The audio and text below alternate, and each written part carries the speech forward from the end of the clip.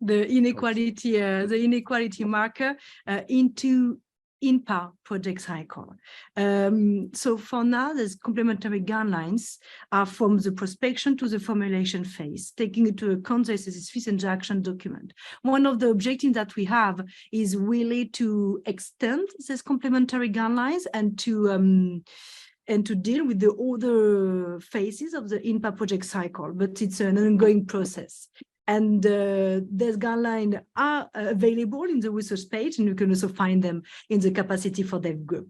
So without further notice, the prospection phase. So at the moment before the action is actually designed, is where you, having worked in Sudan and Somalia, at the moment where you are sitting in your chair and you are wondering what you are doing and what you will do. And for that, one of the main tools that you can use, it's something that we already discussed in the first session of the first day, the policy dialogue. We have discussed about the challenges. We have the chance that to have a speaker, so Teresa Gavarro, which introduced also them.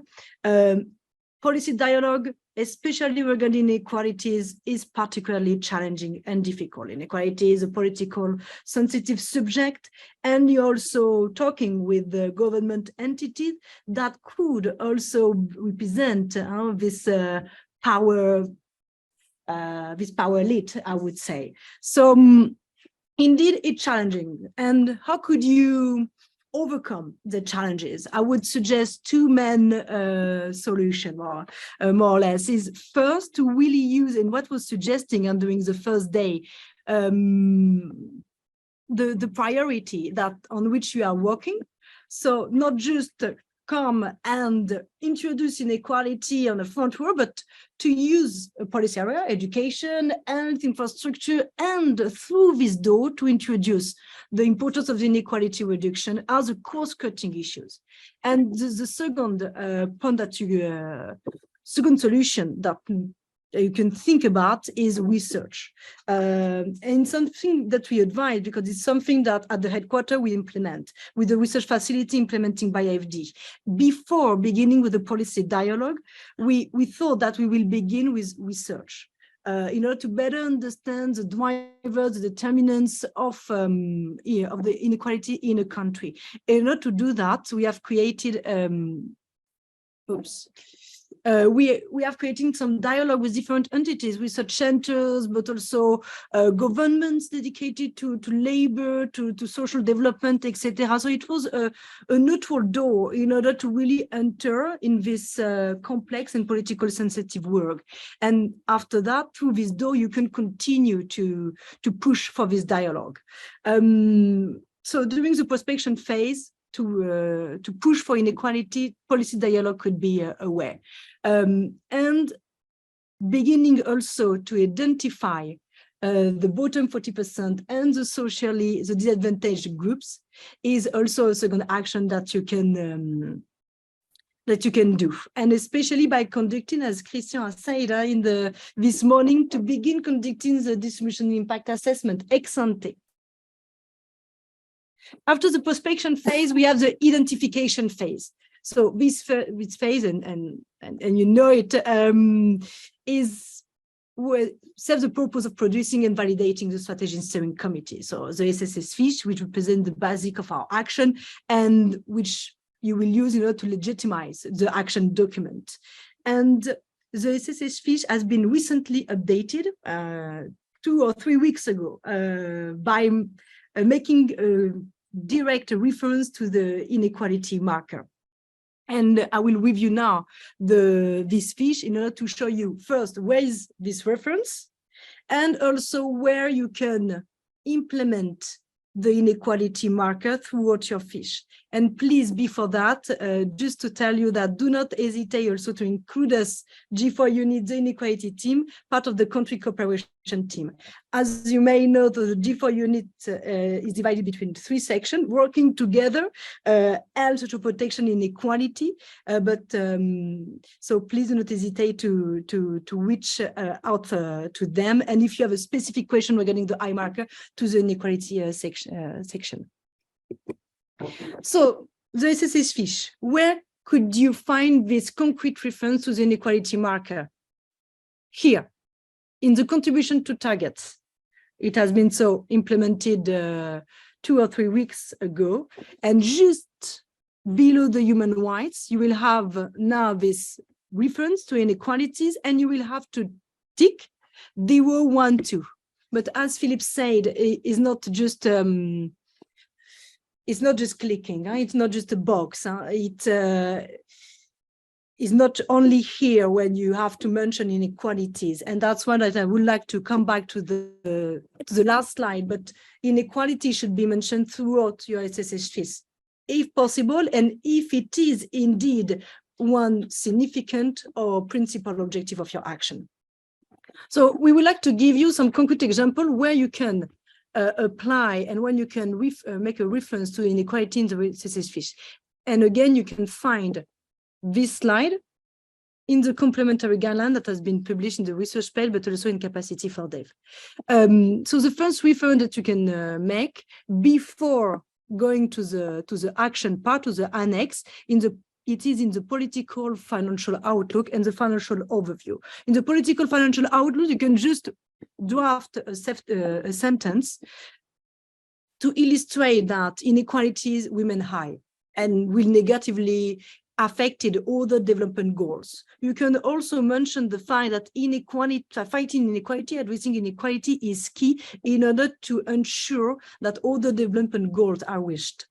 Because as we said in the first session, inequality is everywhere, it's cross-cutting. So if you decrease inequality, it will help you address all the issues. And mentioning the Gini index could also be a way in order for you to show that inequality remains high in your country, even if it's not enough. Indeed, we said it, but the Gini index only tackles the monetary dimension, and we know it. But as you also know, the indicators related to inequality are now ongoing from an international perspective. And but we also present in the reference document that we mentioned in the first day some other measures that you can use in order to really make a clear and precise picture of the inequality level in your country. So that is for the first part of the SSC Fiche. So mentioning the political and financial outlook, the aspect of inequality and the challenge of inequality. Then going to the action. So in the action, so here we take on the main categories. So summary, political priorities, political append, domestic policy, and mainstreaming of cross-cutting issues. And then at the end, you have this contribution target where there is this explicit reference. But before that, it's possible to mention inequality. First, in the summary, making this explicit mention that this action will help reduce inequality by focusing on the most vulnerable. You can also, in the political priority, mention the SDG 10. It was something that we discussed in the first session of the day, but SDG 10 is the SDG that is linked directly to inequality reduction. Then in the domestic policies and political impact, in the political impact, you can make a reference on the fact that inequality is one of the main priorities of the European Commission, that it has a heart of many EU policies, treaties, but again, G4 Unit is here to support you in order to do after, so there's this part, and so do not hesitate also to reach to us. I know that already a lot of delegations are doing that, but happy to help you to draft also this part that could be a little bit challenging from a political aspect. From the domestic policy, so as you know, it's here when you make the link with the domestic policy of the countries. Again, if there are already some action that the country is making, you can make this link here. And finally, in the mainstreaming of cross-cutting issues, it is really this part where you will go a little bit deeper. At the beginning, you just say that this action will contribute to inequalities, and here when you explain how, or at least which type of people, of beneficiary you will target. Are you targeting women, person with disability, ethnicity, bottom 40%? So please do not hesitate to make this reference here. But in any case, at the end, you will need to also tick this box. And and continue ticking this box also in the action document. And I will let Christian to continue make this link. But before that, really love having your feedback on the question. Think about actual SSS fiche you are working on, have worked. Would you be able to apply the I marker? First question. And what challenges you might have in applying it. So please do not hesitate to go in the Zoom chat. So you will find a link that will go directly to the house space page, and you will be able to answer this question.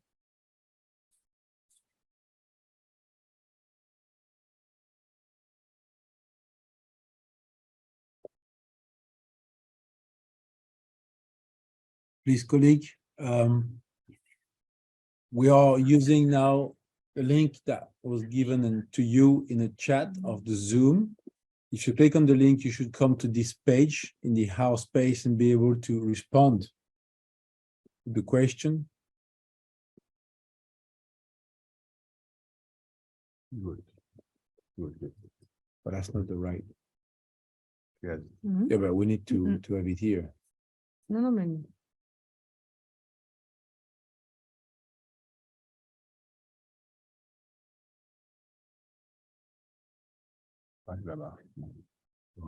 Okay. Yeah. Yes.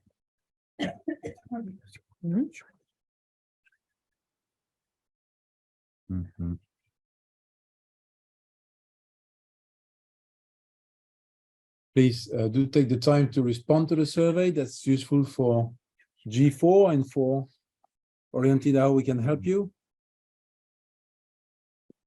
You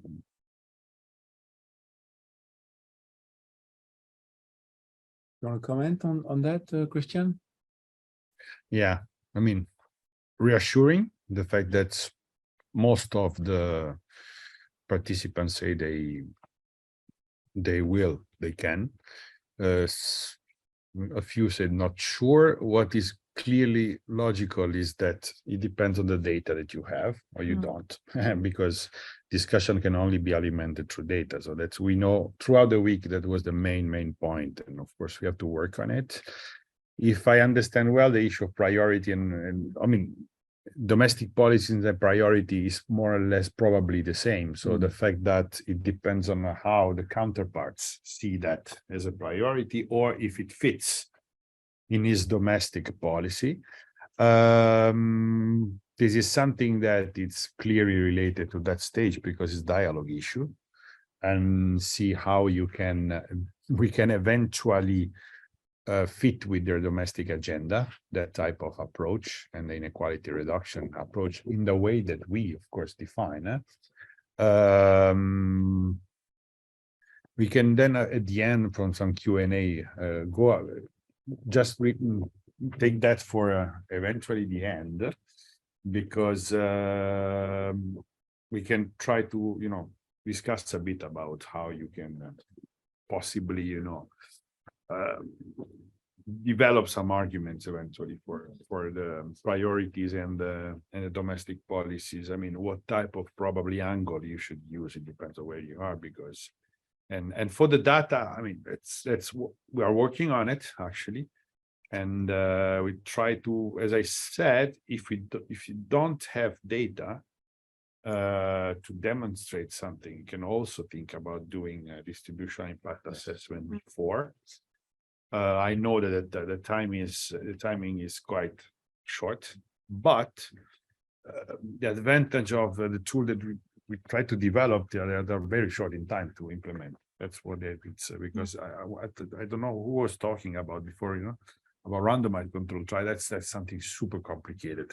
It takes a lot of time. So that's why we try to do easy tools, informative but short and fast. So it can eventually be used faster in order to have some arguments, data arguments to show. That could be a possibility, but it's certainly reassuring. And coming back to the policy side and to the EU message, so indeed, do not hesitate to contact us to to help you to create this measure adapted to your countries.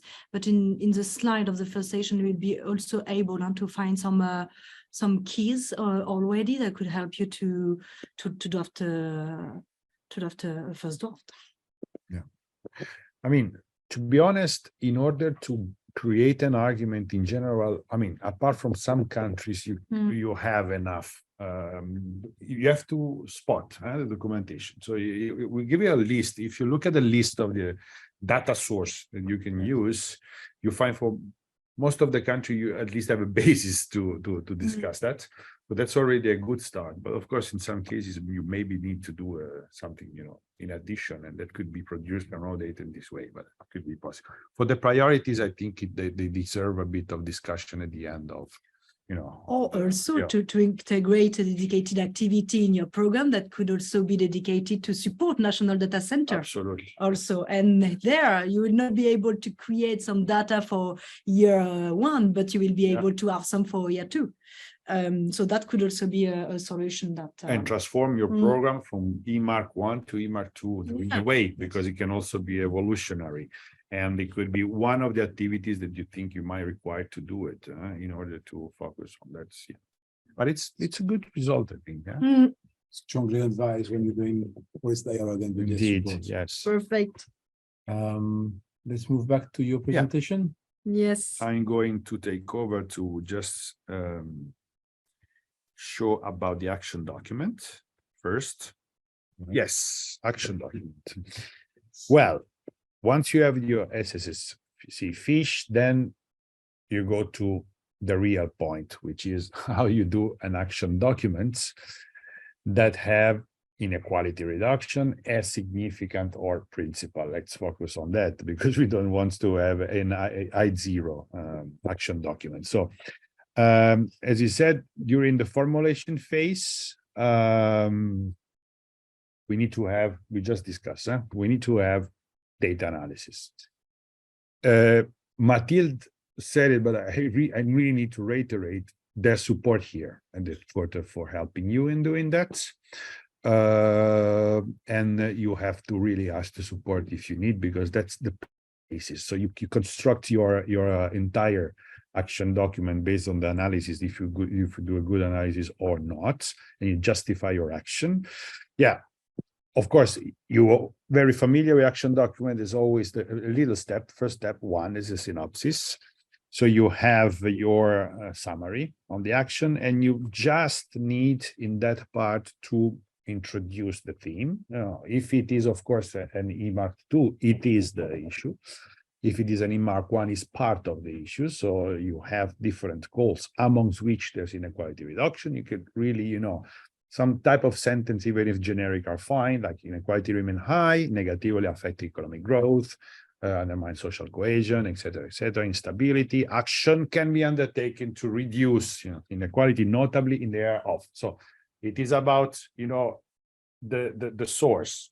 You identify the problem on inequality of some drivers, and you say, okay, I explain you that very shortly, and tells you why I'm going to, I don't know, do social protection within LAC or other type of policies, because that's the main source for me of inequality. And you just put it in the synopsis. Plus, of course, you just put it in the part that is more summarized, which is the action summary table, in which you always put a line. The link with MIPS, of course, reducing inequalities. Sustainable development goal, you mentioned SDG 10, because this is our reference SDGs for that. Then you have the reduction in inequality with the marker, with the internal market tax, because Matilde explained it, so that you can make your link. That's a very simple part for the moment, and the complicated part comes after. And that is already part of the action document template. Absolutely, so that's the action document template. Yeah. So it's what you have. Now, okay. Now the part that is more complicated, which is to make the contents. When you explain the rationale for your action, for the objective, specific objective, activities, etc., etc. So, as you said, you need data. So you can start from a very generic data. You have the Gini coefficient, income share among population. Remember, that's very important. Poverty rate among specific population groups. So remember that your data, the data you need will always be relativized to distributional, in distributional terms. So you can start from that.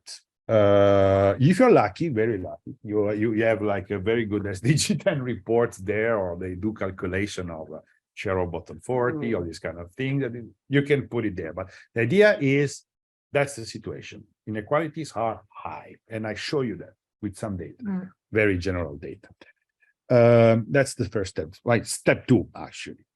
Then once you have that, of course, you explain what are the determinants, driver of the macro situation of inequalities. And for that, I really, really strongly advise you to look at the guidelines for mainstreaming inequality reduction, the volume 2, because you have a list of policies with concrete arguments. In some cases are really conclusive arguments with empirical data that tells you that if you invest in that, if you increase access of something, education, health, social protection, infrastructure, that's the way you create the link with inequality. So you work on that and inequality will be reduced. So the data that you put, your Gini, etc., will be impacted positively. So my choice is I focus on that, for instance, because I don't have like a trillion budget. So I focus on some of the drivers, and I can find arguments, theoretical arguments and empirical argument in the guideline for mainstreaming inequalities. I repeat, in some cases, they are really conclusive. So, for instance, early childhood development, preschool education, that's we perfectly know that if you do it, you reduce inequality because you have tons of evidence. Or electrification rural areas, these kind of things, or social protection or specific part of it, basic health, we know that. So you can use this argument. You put in the section, you always see at the bottom a red. This is the section where you have to develop this argument. Is it irrational? I said the context. So that's your context. So that's the first level.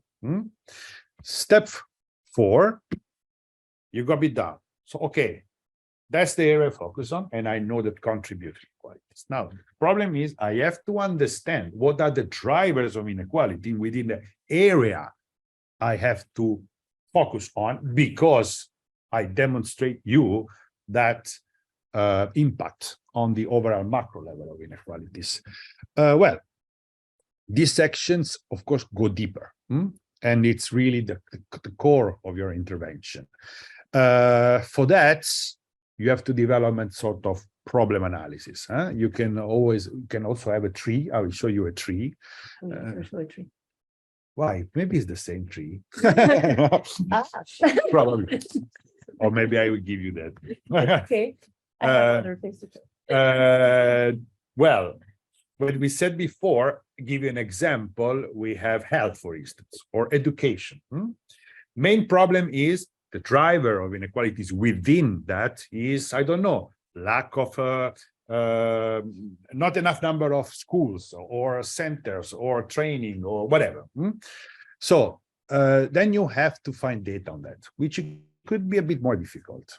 But you, as I said, if you, I mean, we in the session 1 show you that we look at some case studies, and in case studies that all of them are all of them except from 2 that we look with in cooperation with IFT, we look at 8 case studies for the moment, in which we implement the DIA for 4. We also did the inequality marker analysis. They were inequality mark 2, but they were projects that were done before inequality marker happened. But we were able to do our own detailed analysis by using the data source that I told you. So, for instance, in terms of water access, electricity, or health in Colombia, with the data, we've been able to, construct the argument from the top to the needs of investing in health, and also the main source of inequalities within health that could have justified a much more, detailed and targeted action with this program and being a tool. So you can find it. In case you don't find it, I remember you can use the DIA. That's last resource. I don't have anything. I know that it's there. That's the problem. I cannot much demonstrate, I can use the DA already at the stage, ex ante. So that's in your problem analysis. I have a beautiful tree that I will leave to love later. No, it's very good because that's really how all this flow that I explain you come to a picture. So, I mean, inequality, weak social cohesion, fragile social contract, that's the point. So inequality is based on that. So what are the determinants of it? You have three main areas that you can identify. It's, you lead people, limited access to rights and lack of empowerment. The rights is in general, you will see how then is developed. A second pillar, institutional, lack of representation of vulnerable people. Third pillar is the how, the green and digital transition are really the key focus of most of economics worldwide, benefits the poor. So these are the three areas that determine what we have above, the inequalities at the country level, in this case, it's regional level, weak social cohesion, etc. Then you go down, okay, let's find out in each and every pillar, what are the actual determinants. So that will be transformed, of course, in specific objective and activities. So I don't know, people, okay, social policy, not always targeting the vulnerable. So what are social policies? Social protection, health, education, skills, also access to justice. So that's one pillar, you see. So that's determinants in that pillar that make you the broader picture of inequalities.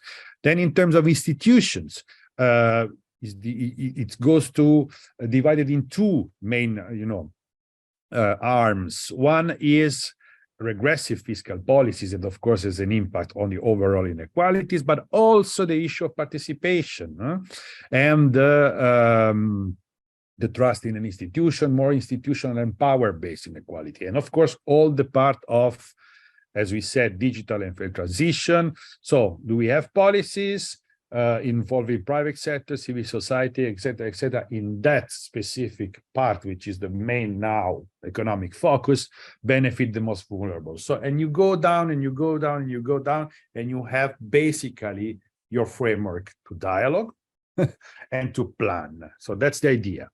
So once you have that, then it goes to the fifth step, which is, okay, that's my problem. I really well explain my problem. I really show you how the inequality works from the top to the bottom and vice versa. Now it's time, of course, to translate that in objective. So you have an overall objective that, as I said, if your project is inequality mark 1, can be a generic objective in which you also have the reduction in inequality. If it's mark 2, it is to reduce inequality. Like, I don't know, I reduce inequality by increasing the health status of the vulnerable groups. That could be like really clear. I take in health as an example. So imagine that your main source of inequality is health. Let's keep this example so it's clear for you. Then, of course, as we saw, you go down and you have specific objectives. So what happened within health that, makes unequal access to some services or unequal health outcomes?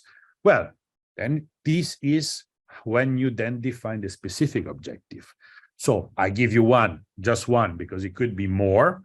One specific objective that makes, health a determinant of inequalities is the fact that basic health services are not available for all of citizens, and particularly not for the bottom 40 or the most vulnerable. You can also define in geographical level, in rural areas or suburban areas, poorer suburban areas. That's the idea. Then you have output after that, right? So you have, that's an indicative example, meaning what things should I achieve in order for me to say that that specific objective is achieved. And okay, looking at the basic health services, access to basic health service, I can say, okay, health, one is that I want that the personnel in healthcare is trained and to provide support, especially for pregnant women in poor and isolated rural areas, because that's one of the problem that I have for increasing access to basic health. I don't have enough personnel, healthcare personnel in rural area, especially for that part of the healthcare, which is maternal. I don't have enough pediatrician in that, so I have to increase their numbers, especially in this area. There's no insurance plan for the poorest, low income households, so I need to do something about it. So you make your outputs because you say, okay, list of outputs. If I achieve that outputs, my specific objective is achieved, all specific objective achieved, my general objective achieved, my general objective achieved, inequality are reduced. That's the flow. And of course, you build the activities based on that. That is the part in which we really describe the action, objective and expected outcome, and of course, the activities. Then, caveat. You always see in the action document your risk and lessons learned. You have to take it seriously in this respect, because, as you rightly pointed out in the survey, and you actually, in the survey, already identify the potential risk that you should put here. There are two main potential risks that you might have in all this strategy. The first is an external risk. So all this flow that makes you achieving probably a reduction in inequality at macro level, as we said in the first slide we presented today, might be determined by many other factors that you are not in control. So if you think that, I don't know, putting 1 million in healthcare to do a program in rural area, we reduce the Gini coefficient at national level by, that's not possible, probably. Likely, you can be very likely, but you're not able to create this link, let's say. It could happen that you do it, you achieve your result, but the Gini remain the same, because in the meantime, you have I don't know, a crisis at international level, or what we are having every year now, and you're not in control of it, okay? You're not controlling Putin doing war, you're not controlling COVID around, so you can't do it. So you have to state that, because sometimes it's also to put you in a secure position to say, look, I can do something, but something that's out of my control. So you cannot, let's say, judge me if the Gini coefficient remain the same or increase because of not what I did or not do it. So that's really, really important to put it. That's an external.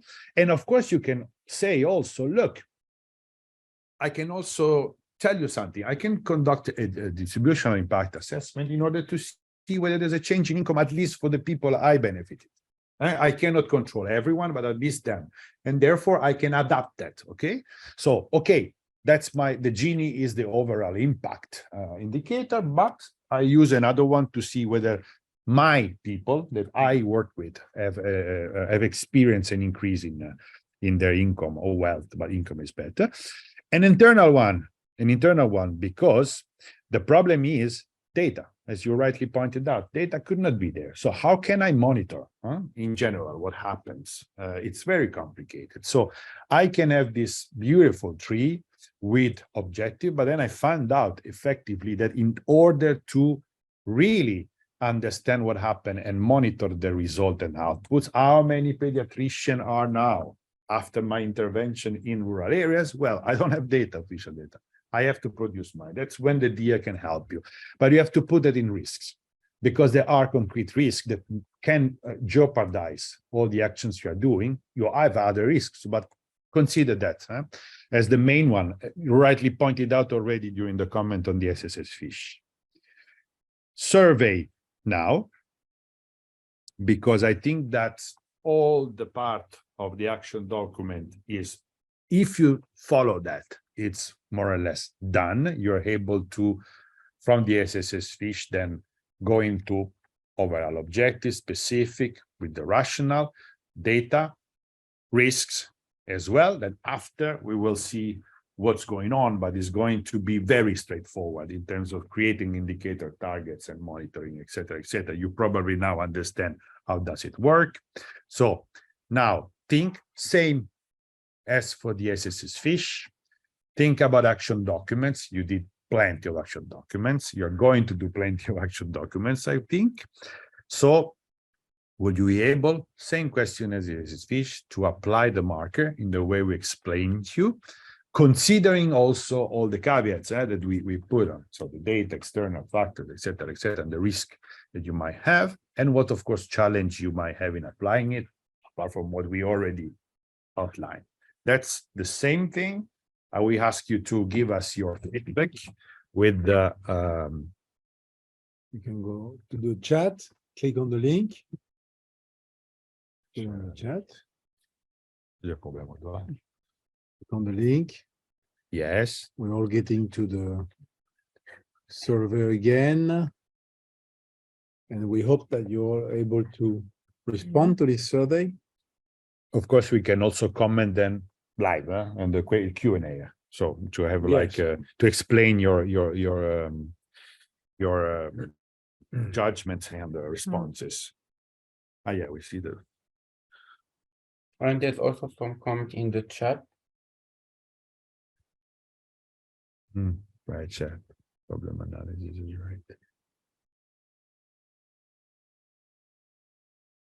So please do connect through the link and do respond.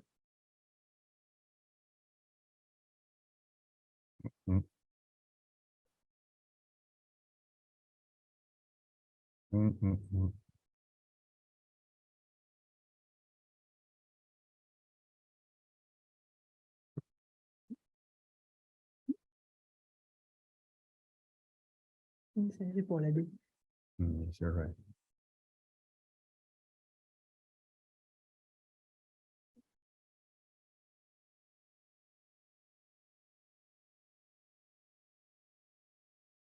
Good. Continue a little bit, no, like give it some time to Yes. think maybe. But obviously. There was quite a number of you in the session today, so please do go to the link and give us your feedback.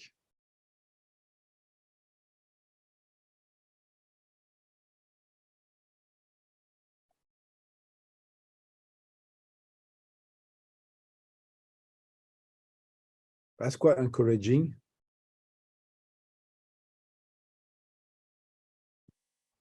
But I think in the Q&A session, we can ask colleagues about not being sure and what are the issues that could limit them in. This is interesting. I want to understand. In doing that. Right. Power structure and political economy obviously is a strong This one. is something, yeah. Drivers and determinants. Again, we are mentioning volume 2 of the reference guide because they present that in 18 policy briefs about drivers and determinants of inequalities and how to respond to that and use it for problem analysis. One thing that I want to underline also for that analysis, DG4 can help you because, as I said, we did some analysis using the data that we the data sources that we showed you before. I mean, consider that in some cases you cannot do like extremely detailed data because it's really complicated. So, and you will not be Mark 1 because of that. You can do. The important thing is that you have a flow that is logic with some data in support of it. Of course, you cannot have like the precise data about the precise determinant, but at least, but this is in all type of construction of programs. You never have your complete conclusive data tell you that exactly what's happening, and so it's consider that, and also the fact that there can be support in also doing that. Yeah. Good. Exactly. Yeah, there's a comment that is quite, being ambitious but realistic, we need to be able to measure, report on set of targets. That's the point. So I mean, you do with what you can. And you see that the example of luck, it's a very good example because it's 2, but of course, in some cases, you will not have like, every single targets on bottom 40 billion. It's impossible. So it's just to understand that you can do like a fairly good analysis, not too much generic, detailed, meaning that you go to try to understand the problem a bit more in deep, You will see actually there's a very good example in the guideline of the marker of Uganda water, or I think it was on other side, or Benin or Colombia. Anyway, it's very good because it's you see that you use data available with the logic using also the reference document volume 2 that, as I said, tells you more or less for each policy how you see the problem with inequality, and you can. But of course, then after the issue will be how you measure it, what indicators you use and target, because that will be a bit more tricky. But again, you will see in the example of lack that is feasible and probably less scary. You can think, about it, and excellent. So But perhaps let's we go go back back. to our presentations and Yes. move on. Yep. C'est là-bas, non? Là. C'est là. Do you want Et to voilà. switch? I'm going rapidly on that, and then I leave the floor to Laure, because I think the best way is to see an example. So, as I said, is a bit repetitive, but logically, in the inequality indicators, the logical framework is different level. One is the impact level. So, I mean, the impact, of course, you want to measure on the macro indicators at the inequality level in a country or region. You always use these indicators, whether GDP or something else. Caveats, lessons learned, and risk. Remember that external factors might not, move that impact beyond your control. Outcomes and result for specific objective should be measured, and it was interesting, the comments, ambitious but reasonable targets in terms of the number of percent of beneficiaries most vulnerable reached out by the action. So the bottom 40 income or wealth of vulnerable access more after that to some, I don't know, basic health, if we're talking about basic health, or outcomes, if we're talking about outcomes. But of course, remember, not all the objective and specific objectives should have that specificity. In some cases, yes. In other, could be more generic. By, for instance, say I expand my service, a bit also in rural areas, so I can touch them, the most vulnerable. If you are two, you have to have the bottom 40 somewhere, but not everywhere. That's, because if not, it becomes totally unfeasible and unreasonable. Similar for outputs, you should be measuring in terms of the number of beneficiaries, the percent under media reached out by your action. I don't know, number of healthcare centers built. In this case, look, it could be built across the country, including areas where the bottom 40 lives, or saying in areas where the incidence of bottom 40 is higher. That's the difference between 1 and 2. But you can then measure in different ways. So I repeat, you have to be ambitious, but reasonable. And basically also choose the way you measure your result through outputs that it's feasible. In some cases, you think about the fact, okay, here maybe I can do my DIA more easily to understand. Here it's much more complicated. So I choose to put my indicator more label around the bottom 40 here and not there. The important thing is that the lens is there. So that more or less in a way or another, you contribute to the overall objective and scope, which is to reduce inequality. As I said, the data source for that could be all the type of statistical national regional level you have, but also the self-made. So the distribution impact assessment, it can help you before and after. So before, to choose to give some arguments for your intervention, eventually help you in selecting them after, because the example we saw about Benin, it was not used, the DAA, to select villages, understand whether villages were really rural or not. And in fact, we found that we were not, or we were inhabited mostly by the poorest or not, and it was not. So you can use that type of tool to also select beneficiaries, for instance, in geographical level, or if you need to do it on groups, individual, can help you. And of course, after to doing what? To basically assess, verify whether it happened. Let's come to the 8th step, which is the monitoring evaluation, because you have the source of verification in logical framework. So you describe the action, you have your logical framework with indicators, target, baseline, and source of verification. That when the DIA can come here. So you can have, in measuring your performance, the DIA somewhere there, you will see that you see somewhere in the LAC, because you know that it's impossible to verify that without producing this own data. So therefore, it's particularly indicated where you have an activity that you know for sure that you don't have good, available, updated data to look at, or it could be administrative data, whatever, or you know that maybe the counterpart will not able to give you the data or the result framework with actual outputs.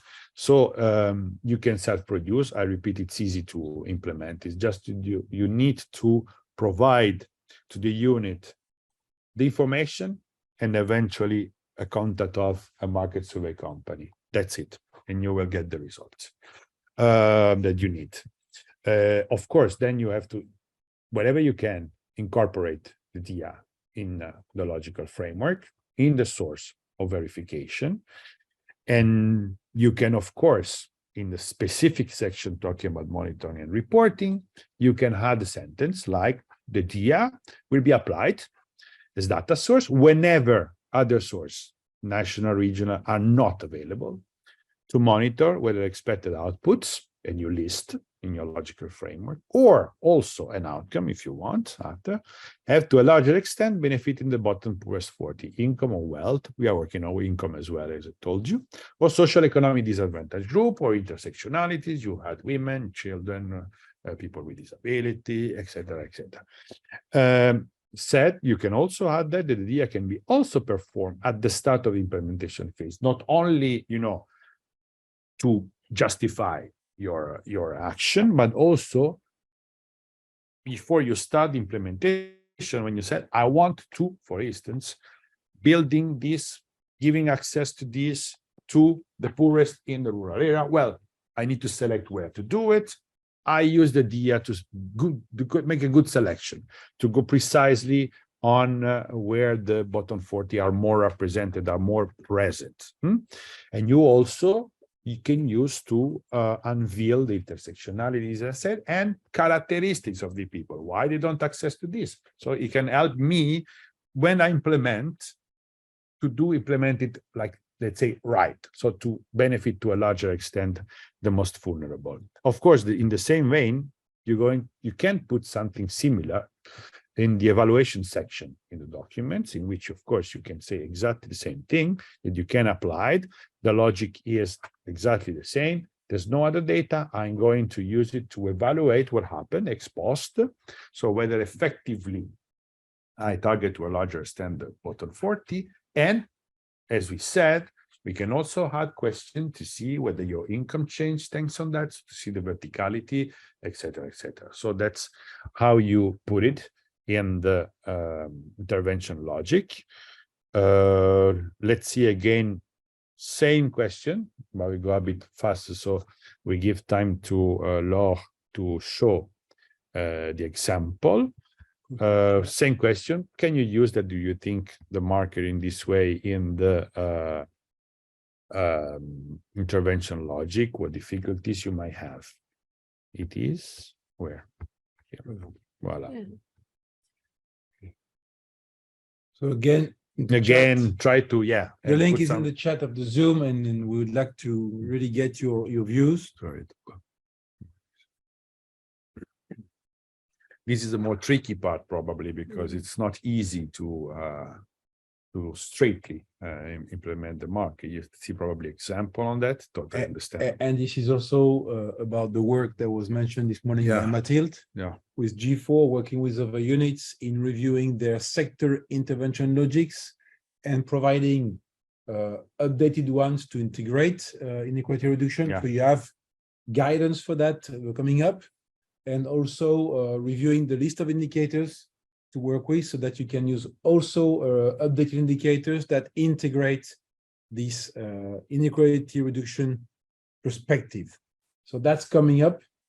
Yeah, But, and also ask any support to. Of course. In fact, I mean, we work all together with the LAC in order to do that as a G2. So it's a good example of the process that's being followed to reach that stage. So please do connect. Yeah, not sure it's obvious. I expect that. I don't know, but it's clear. It's complicated. That's the most complicated part. Do connect and share as much as you can with us. Have relevant please. data, and and the inputs and assessment to adequate time to analyze it. Yes, yeah, indeed, that's very normal.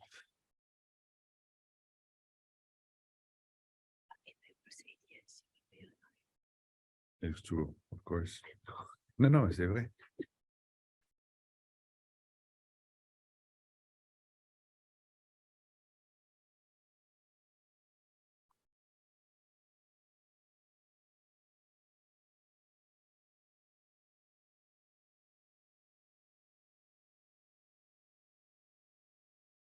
I mean, draft indicators.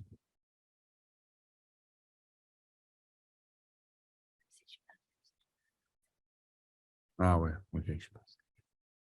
Ah ouais. Compliqué, bien sûr. Mm. Also because you don't have baseline sometimes. Do you want Yeah, vas-y. Laure, do you want to comment on it? I mean, please. No, no. It's Time it's good. right? Yeah. I Get will. more views. I mean, you applied that too? Yes, no, I agree that the indicators part is difficult, especially to set targets and baselines, and well, in my case, I mean, I will talk after, but it was particularly difficult because of the fact that we're talking about a continental intervention, Regional, yeah. regional. So it's exactly. So you have to relativize and adapt to that. Yeah. So that it's Okay. representative Yes. as well. But Excellent. So perhaps we move to your presentation. I don't know if you want to comment on the. No, it's clearly expected. No, because of course that's the most difficult part, and also the trickier, because it's of course also the part for which you're gonna be judged somewhat in terms of the result of your program. So you have to be extremely careful. And as I said, I mean, time constraint is one thing, but I mean, that's why we try to build instruments that are really not time consuming and possibly very short in implementation. But of course, I mean, the point is to choose indicators, targets that are feasible. Do it like sometimes feasible simply because whatever you do, also maybe the idea you don't have the right data to say something, or go so deep in an inequality reduction manner or lens. So yeah, that's totally logical what you are saying, and it's extremely logical your responses. Well, Matteo, do you want to go back to the work you're doing on the intervention logics and indicators? that will be good. You want to mention something about that? Yeah, sure.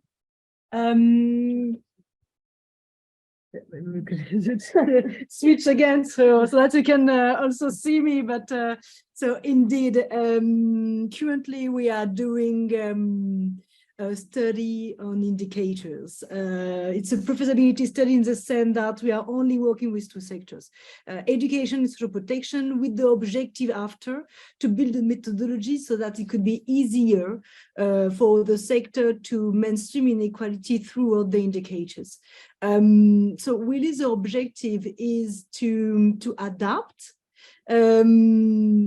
existing indicators have been developing by thematic units in order to give them an inequality length. And I hope we will be able to share with you as soon as possible the first version of that. But just to mention that it's ongoing, and we are also conscious of the need that you could have, and that we are developing new tools. The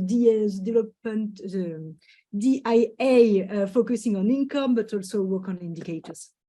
And without further notice, Can I just add but one thing, please. because it's interesting? I mean, when you were talking, I was thinking, actually, I personally also involved in internal European policies. And we have enormous problem, even in Europe, to do program and policies and reforms that look at the bottom 40 of the beneficiaries. I give you a simple example. I don't know if you heard about the child guarantee. The child guarantee is a European initiative that asks member states to do plans, so kind of action documents to some extent, to tackle the most vulnerable children, access to health, education, etc., etc. We saw the plans. I was involved with the Commission working on that. So we saw the plans receiving, and most of them are very hard to, visualize and set indicators, because also European indicators that tells you, for instance, access to vulnerable children in childcare or preschool or nutrition policies, it's achieved, because even at European level we don't have that much detailed data. Eurostat. So my suggestion is do what you can.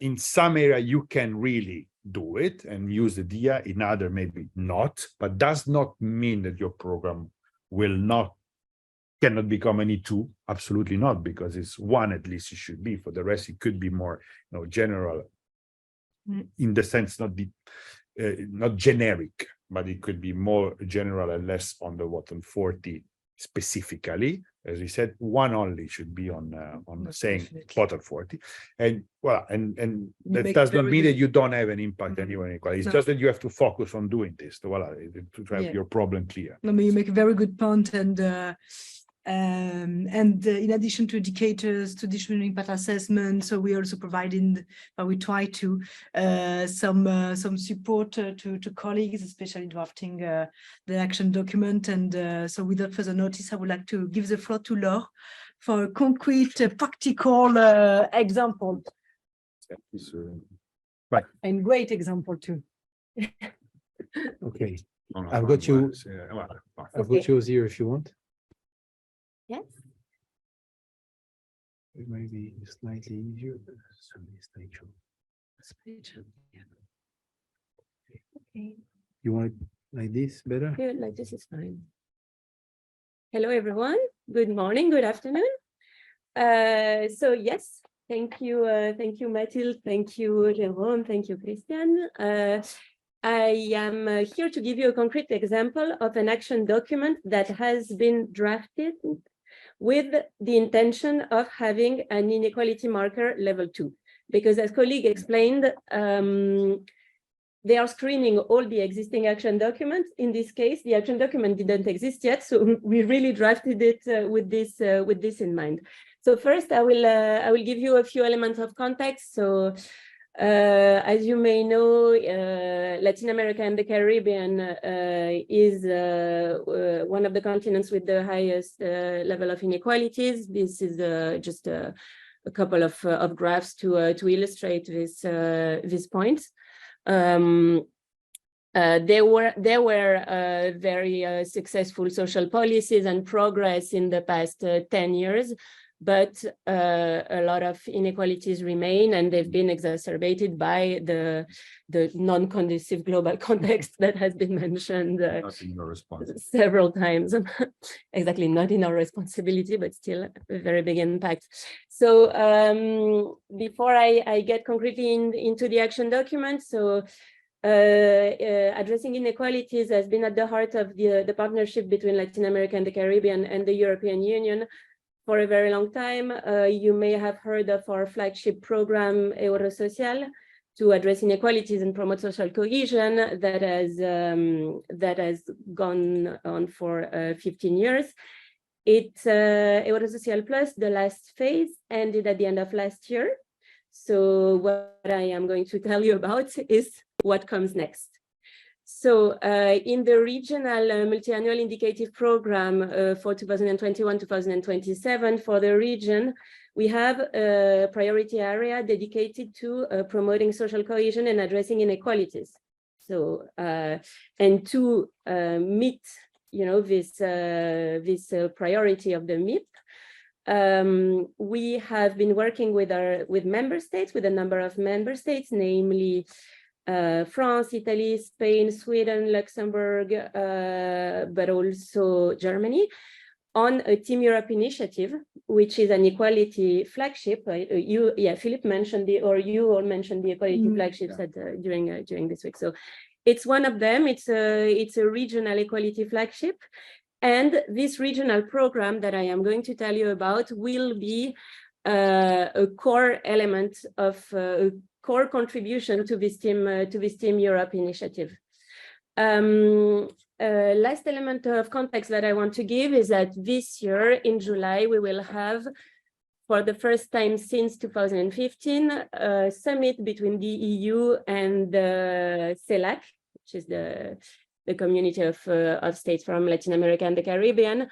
So it's really important for us to have these two deliverables to really show the commitment of the European Union in favor of addressing inequalities in the region.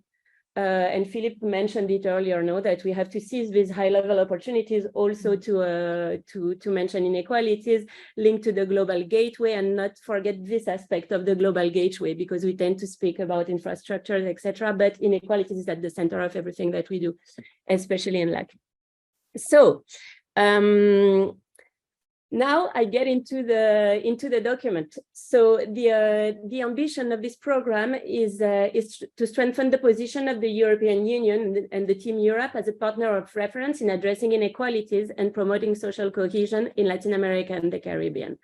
As I said, we've been working on this with our partners for a while, but it's an opportunity to really strengthen our position, especially with the whole Team Europe approach and the global gateway. So really come with a diversity of actors on this issue. So a point on the timeline, because it's very important, actually, the information that I'm sharing here is about a document that is going through the inter-service consultation right now. So it's not approved yet. We don't have a financing decision yet. So please keep this information to yourselves. You're part of the first ones to know about it. And it can still undergo changes depending on the outcome of the consultation, but we are optimistic. So the budget that we have in mind is of 60 million euros, and the scope is to cover Latin America and the Caribbean. Until now, because of the DCI financing instrument, we could only work on Latin America with this kind of regional program, but now we will also cover the Caribbean. So that's what I said before. This is a program that is going to be multi-country, but also multi-sectoral. So it's quite a challenge. And we will see how we try to tackle it in the design of the action documents. And so this program would qualify both for an inequality marker of level 2, but also a gender marker of level 2, because gender inequalities are also very strong in Latin America and the Caribbean. So we targeted both, and we received the approval from colleagues that it would fill criteria for both, unless now they want to deliver a bad news. Okay, that's it. So to give you a very concrete example, because that's the point, I wanted to show you how we try to meet all the criteria for the inequality marker 2. So the first criteria is to, as Christian explained, is to provide a detailed analysis on the levels, drivers, and determinants of inequality in the country and or on the areas of intervention. In that case, it's a region, and it's in many areas of intervention.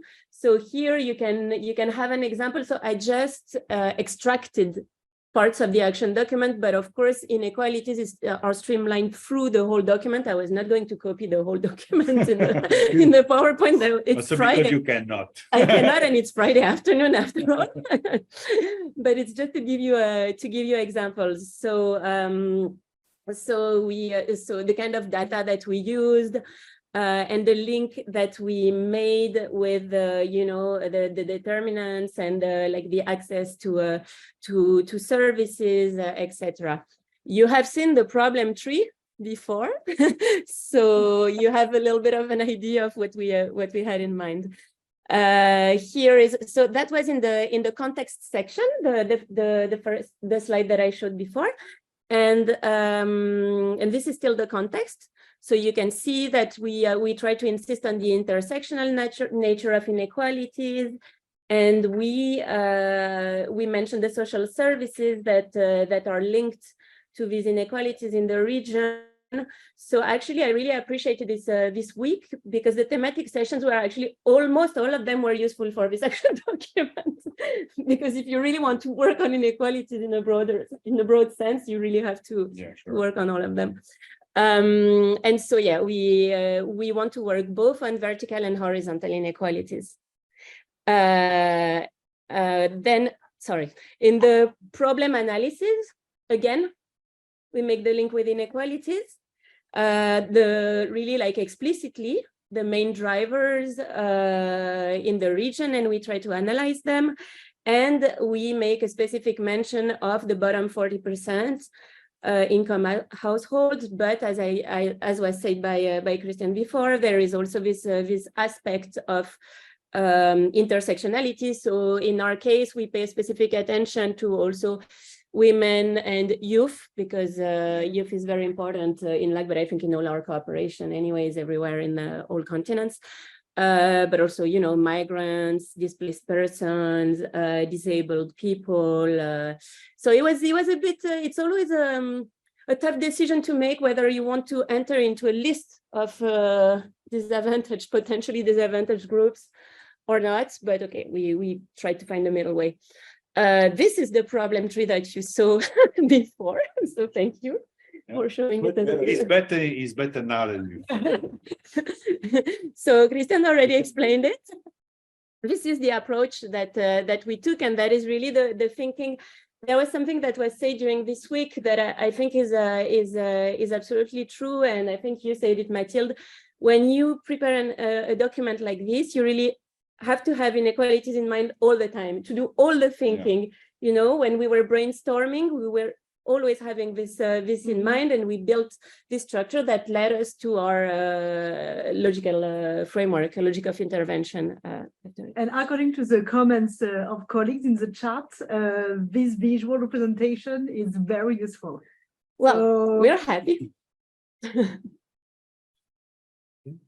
You want me to present the 3 pillars again? Yes, just so you know. One thing that I would like to say is that you can see here that we adopted a human rights-based approach.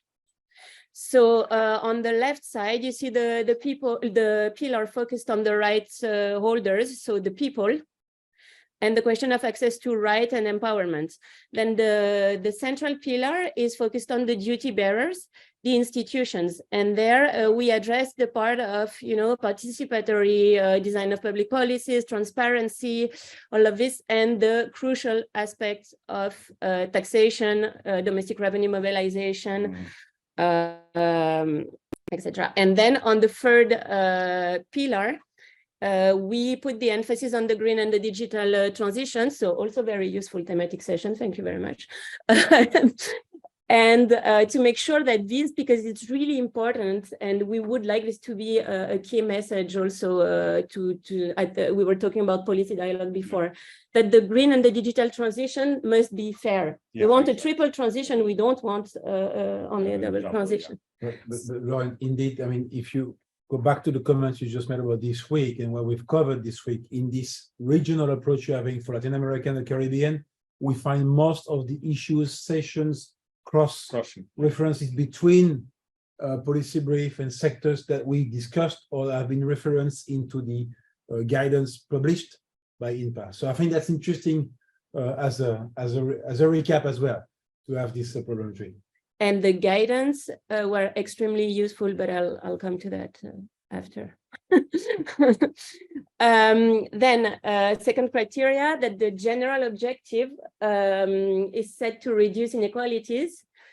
So there you have the general objective. So it is to contribute to tackle gender and other inequalities, reduce poverty and social exclusion, and enhance social cohesion within and between Latin America and Caribbean countries. So it's so by no means I want to pretend that this is a perfect example.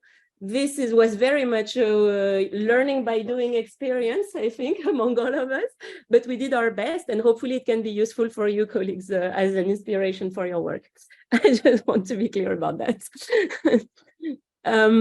Then we go to the specific objectives, because at least one of the specific objectives is set to reach the bottom 40% of the socioeconomically disadvantaged individuals, households of groups. So you can see that the first specific objective, which corresponds to the first pillar that you saw on the left in the problem tree actually, is to improve access to social rights, social services, and justice for vulnerable groups in all their diversity, notably women, children, and youth, as said, and the bottom poorest 40% income or wealth households.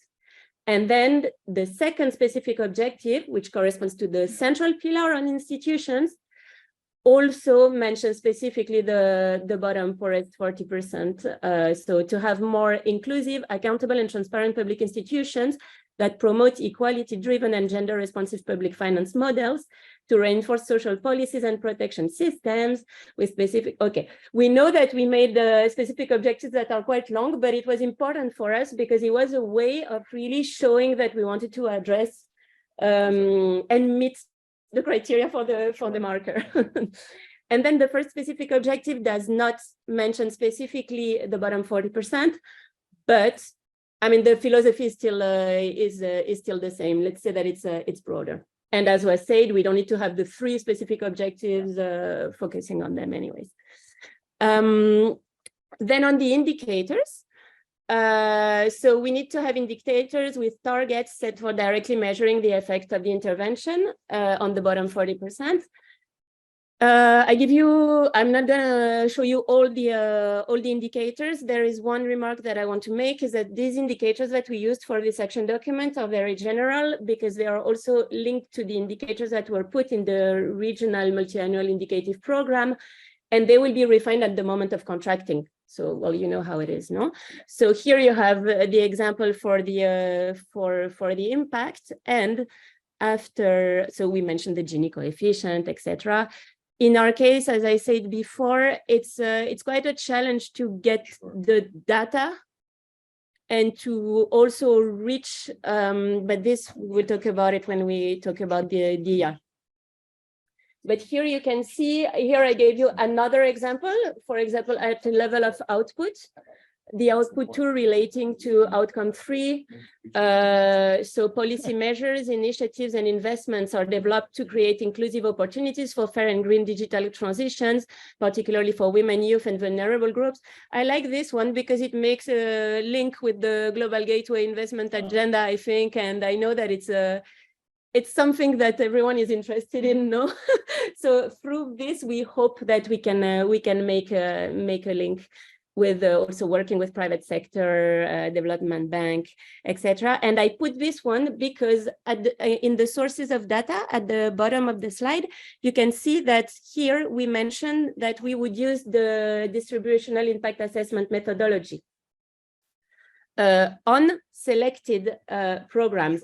And this, I must say, really calmed me down, because at the beginning when I read about the distributional impact assessment, I thought I misunderstood that it needed to be applied to everything, and it would have been really too heavy. We want to have agile interventions. We cannot, on a continental intervention like this, it wouldn't have been possible. But then we understood that we could target specific interventions and components. So it's doable, I think. And then the part on the evaluation, foreseeing the application of the distributional impact assessment. So in the this is an example of the paragraph that we included in our intervention logic to really mention that the DIA would be applied. And then also in monitoring and reporting, because this has this really needs to be contemplated in the proposals that will be submitted by the potential implementing partners. So it really needs to be taken into consideration at an early stage. It may have implications in terms of budget, in terms of structuring, also, you know, the project, etc. But this is still to be seen because, as I said, this is not approved yet, so not yet implemented. So there is still a lot to do. So yeah, that's what I wanted to tell you about my experience in drafting an action document aiming at an equality marker of level 2. So if I have 2 personal tips, it would be to really study the available resources, and they are really well made. Honestly, it's very clear and it's very useful. And now you have access to all of them, no, through the links that have been shared. And this is not to give work to my colleagues; they're already very busy. But I think a good practice in our case was really to start working with our G4 colleagues and also with Christian from a very early stage, because they're really, for me, it was a real co-creation experience, and they are super nice. So it was also very, very enjoyable experience.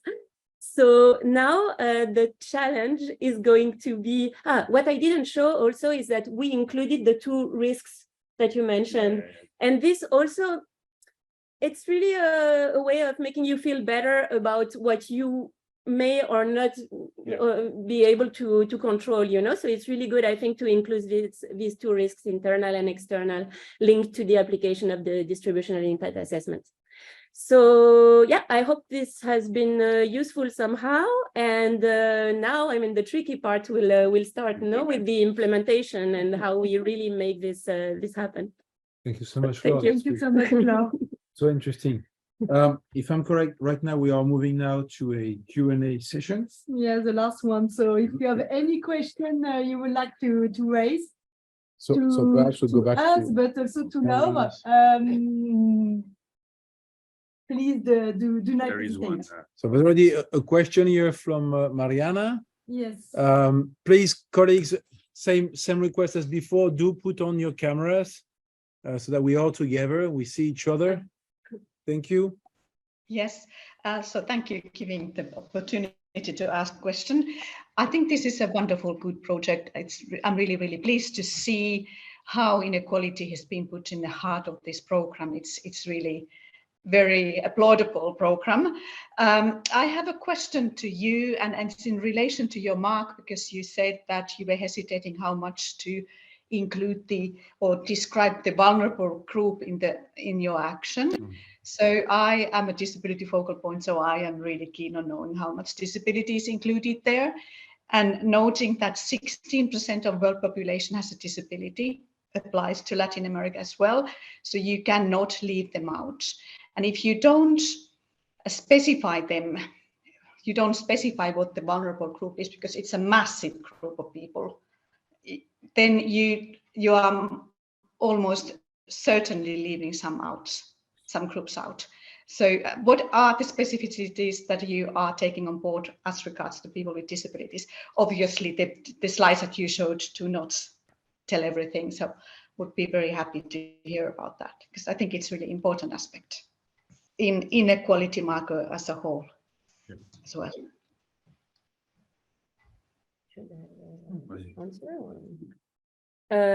Yes, so we have actually listed somehow the groups in the text of the document, and we have mentioned disabilities, because I agree.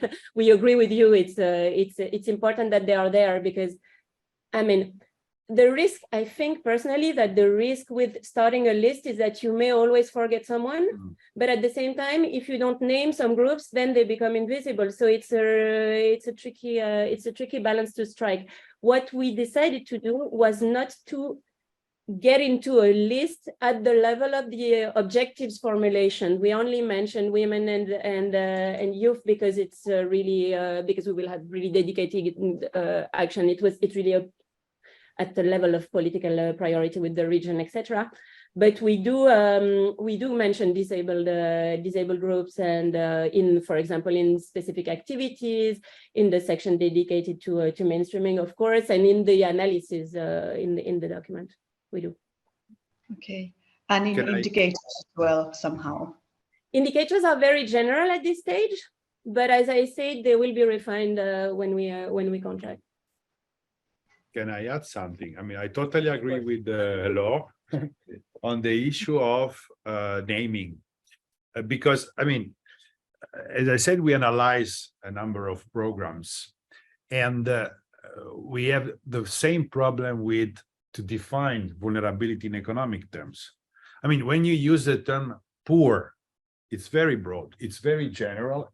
If I ask, 10 people around here, they will have 10 different definitions of what the poor is, maybe less, okay? But still different. So the main problem is that if you just limit to say vulnerable or marginalized or poorest, you risk of not basically, going towards the people that you want to target. That's why that's really, if you think about it, I really like the comments of, I don't remember the guy that they say, come back to the development basis, no? I mean, that by looking, analyzing the programs that through the DIA, we found, that all of them are not basically benefiting to a larger extent the bottom 40. And this is probably because for years, we can open a mega debate about the ideological stand of development cooperation, etc. But one of the reasons is we forgot to name that and to define it. And by doing that, we basically leave the program to eventually reach or not. It's a sort of kind of trickle-down approach, automatic. Exactly, or Kuznets. If you don't name, you can, as she said, rightly so, be forgotten or not reached out. So it's, in my view, it's really important to have specificities. That's why we want to specify that bottom 40 poorest is the point, and most vulnerable you have to add anyway a definition. But and say on disability, actually, well, maybe I should have started by saying that for the design of this section, we worked in co-creation not only with the colleagues that are present here, but also with a variety of thematic colleagues in the house. And so they also helped us address, specific groups, specific sectors. And as far as the disabilities are concerned, the action is identified as a D1. So we still want we consider it as a significant objective. So it's really a group that is addressed by the action. I'm not going to start reading you the whole paragraph, but it's there, and within analysis of the number of disabled people in the region, etc. I have noticed that there is another question from Isabel in the chat. Isabel, yes, because Isabel is our colleague in Nicaragua. So yes, it will be the new Eurosocial, but we don't know what name it will have yet. Okay. Are there more questions in the over chat? But I don't know, Isabel, if you want to take the floor, if you want to add something.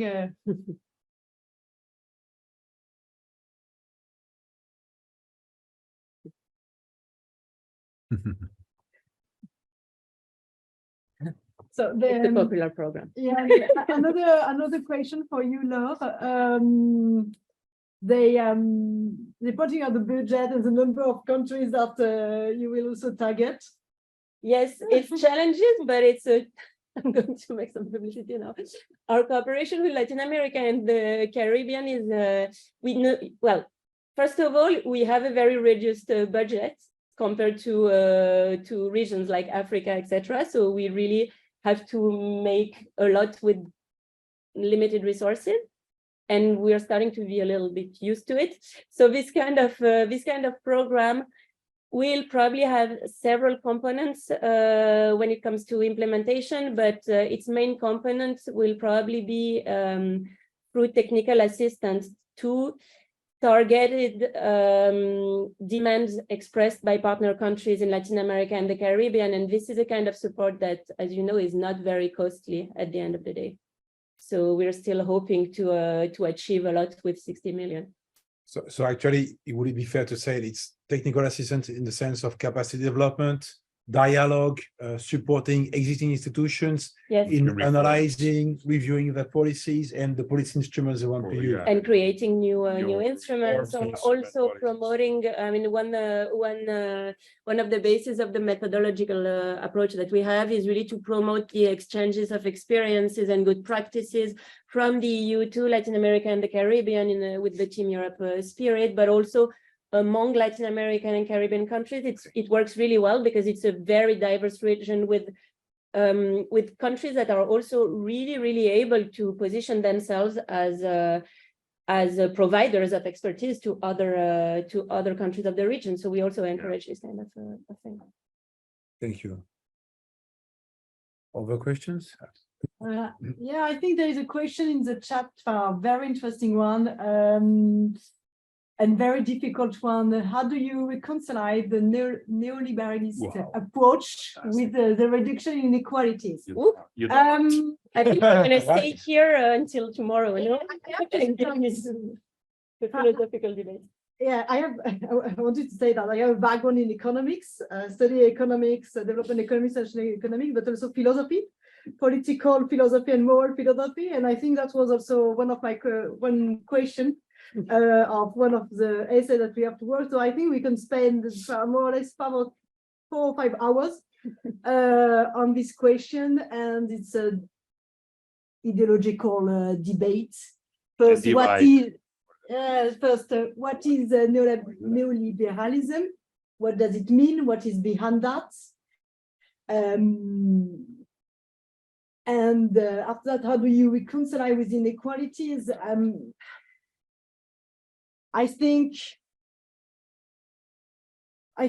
one way to reconcile is to try to do it. Is not to forget inequality from the debate.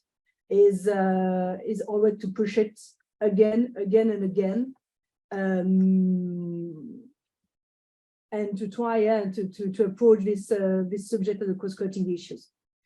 But again, I think for this question we could take a coffee with a drink, yeah, maybe a drink or lunch, and discuss it. But why should what should it be fall on you in development cooperation to do this? Ellen, sorry, go. Perhaps Ellen wants to come in, because I know she had a similar question. Yeah, I'm the nasty person who put that question in the chat box, actually. I also put quite a few former questions, which I don't think were really answered.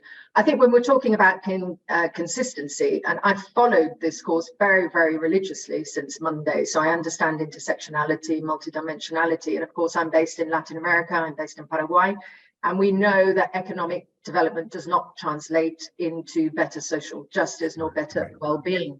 I feel there's a very, very strong emphasis in this course on what we can measure as opposed to what we should be trying to find out.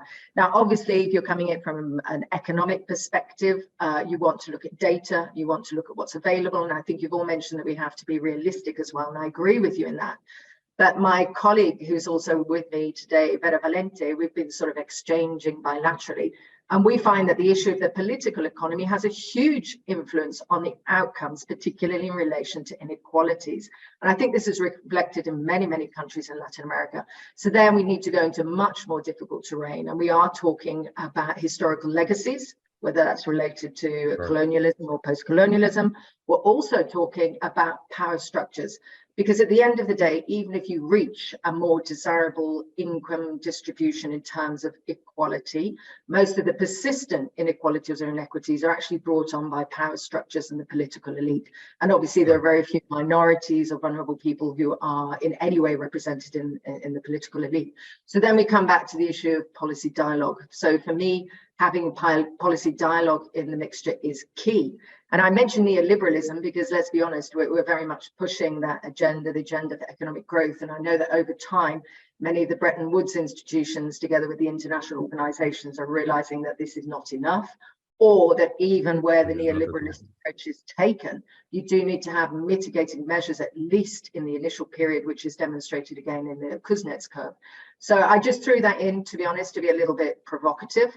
I don't think we will have problems necessarily with the I marker. I think in terms of data as well, we have probably an overabundance of data in many of the countries where we're based. Yeah. But just referring to that data doesn't really Right. mean that we get desirable outcomes. So I just wanted to put that on the table as well, that I'm very much interested in equity and going beyond the issue of equality. And that's why I mentioned in the chat box as well, this other angle of freedoms and unfreedoms. So I think it's very important to couple it with the human rights approach as well. But this is very, very complex. We all know that. We have to do what we're able to do. And I think it is very important to evidence what we're doing. And I think the restructuring, the reformatting of the SSC Fiche and the action document will help us maybe to demonstrate and evidence more what we're doing, which is also important because our contributors in the EU need to know how we are contributing towards reducing inequalities. But again, I think equity is a much broader, far more complex and difficult issue. And I'm not sure that we really have the tools in place to demonstrate that we are reaching greater social justice or fairness. But again, we have to do what's available within our means. Thank you. Excuse me, can I intervene? Sure. What's going on? No, thanks God, Ellen, you say that, because it's really, you know, I mean, I can be a bit undiplomatic because I don't work in the commission, so I can say a bit whatever I want. That's a real issue, and that's my personal view. You can't reconcile. It's a fight. So basically, neoliberalism in the 70s and 80s said inequality were good, okay? And we shift a bit in the 90s and 2000 with this kind of third way approach in which, sorry, I'm talking about that because it was my PhD. I'm not an economist at the basis, so I can understand what you're talking about. In which you say, okay, some type of inequalities are fine on outcome, the other on opportunity is not fine, let's focus on that. Now we are reaching the stage in which evidence point on the fact that not inequalities are good. Not in income, not in opportunities. The trickle-down approach doesn't exist. Sorry, I am straight to the point. President Biden said that, not me. He said, doesn't work. It doesn't exist. So you don't do like policies for the rich and then magically it goes down to the poorest. You have to focus on the poorest. That's why, to some extent, the approach we are taking is an approach that goes in contrast with, you know, the traditional neoliberal approach, because we actually say, no way, any policy can reduce inequality if you construct in a way that benefit the poorest. It's not automatic. The trickle-down approach doesn't exist. So the point is, well, at, you know, intellectual level, economics level, that's quite now a consensus about it. You can also see, for instance, the World Bank that in the 70s were the agency that were pushing for it, or IMF, were the first to actually change the mind. You could look at the equity World Development Report of the Bank of 2006. It was the first, but at the time Stiglitz was there. The IMF were the first to say that. OECD as well. There's no agency right now, intellectual economists, they say that trickle-down approach, it's logical. They say you have to fight inequalities for plenty of reason, and we have reason to expose. So in the dialogue, you have to use it, but I'm honest and straight again with you. Remember, I was one of you in the field. I was mainly with UNDP. The people you're negotiating in front of you are part of the elite in these countries. Even the NGOs, because also the NGOs here in the bubble, you never negotiate with the poorest directly or the most vulnerable, because in general, I have no voice, okay? So you have to eventually, I mean, if you talk about, I saw in the first day that most of you were about fairness. I like that. And we all believe in that, but with them, it's very difficult to talk about it, but also in policymakers in Europe. You have to also use opportunistic argument, in my view, in this respect, saying all the stability and security in the countries in the global north and the global south are determined by that. The forgotten of globalization are rebelling in Europe, in US. We saw Trumpism. We saw what happened with Brexit.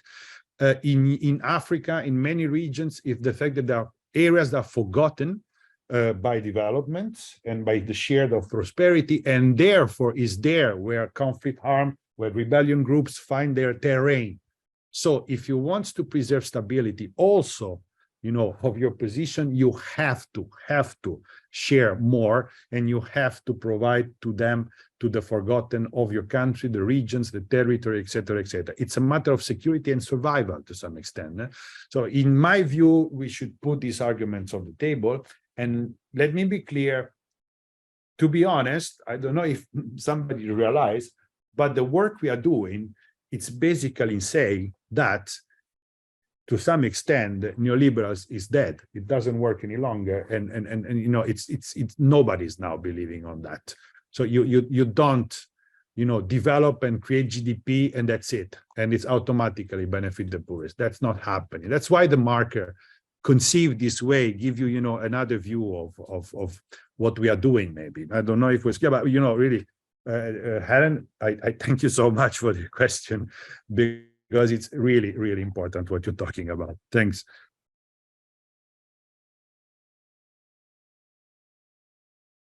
Thank you so much. Nice Conclude. another conclusion. A call to action and a call to believe that what we do is more than picking up the effects of neoliberalism, but actually moving forward. We need to get to a close. Yes, and Gabriela, It's not sometime. Yes, perfect.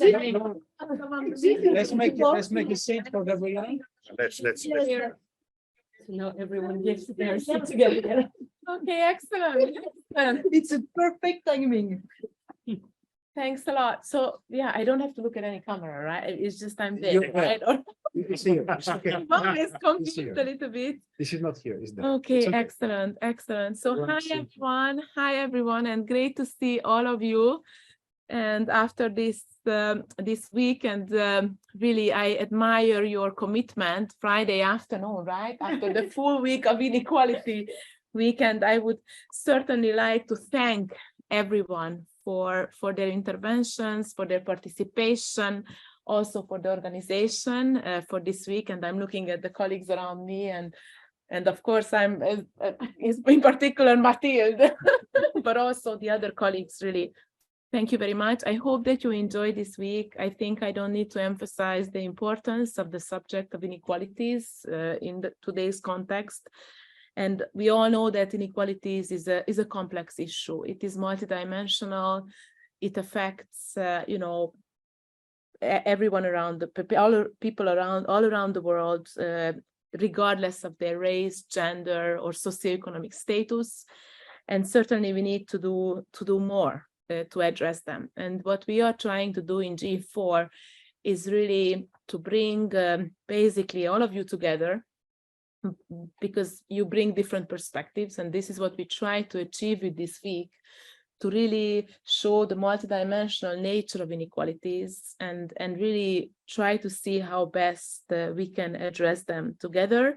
Obviously, the conversation is not ending here, and we really wish to continue this conversation with you, and at least from the side of G4, we are available to provide any support you need.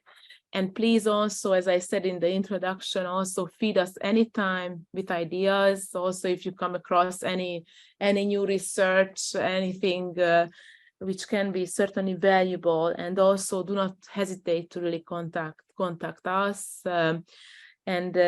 I basically, with this, I would like to close, and thanks again very much to all of you. We will certainly remain in touch. Thank you.